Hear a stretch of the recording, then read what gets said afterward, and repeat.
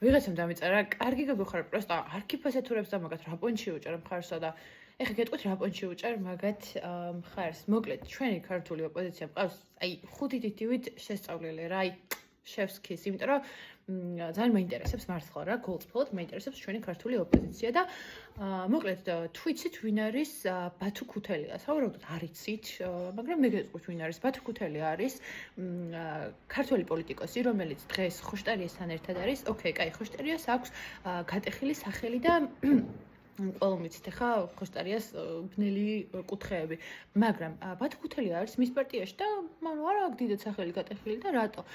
რა საქვეყნო დონის დანაშაული აქვს შადენილი, რაც ორი ვარიანტია.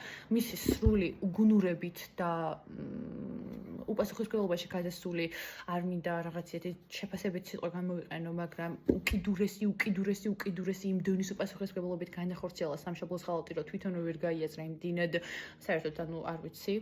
ან პირდაპირ დაკვეთა ქონდა და ფულის ანაცვლოდ გაყიდა სამშობლო. აი მე გეტყვით რა გააკეთა. გააკეთა განცხადება Human Rights Watch-თან, ეს არის საერთაშორისო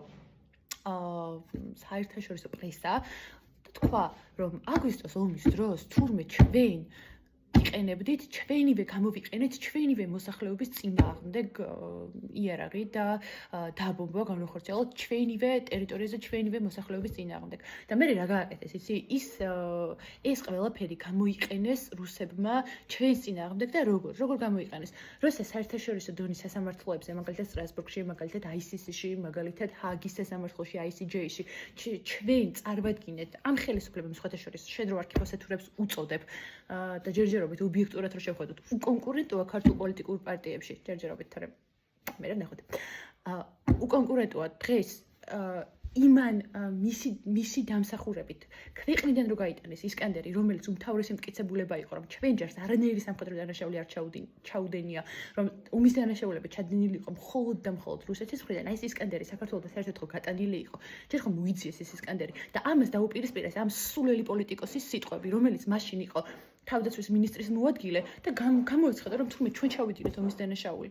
ეს არის ქართული ჯარის ღალატი და ეს არის ის რა, რომ გამოდიან აქ კიდე ქართველი ინფლუები და რო იძახიან, რომ ჩვენ ოპოზიციას კი არ ვაძლევთ მხარს, უჭერთ მხარს, ჩვენ ვცდილობთ რომ შემოვხაზოთ ის ოღონდ ესენი არა და მოიყვანონ ახალი დააბრუნონ, რომლებიც გაფანტულები არიან სამწუხაროდ ჩვენ დღევანდელ ოპოზიციაში.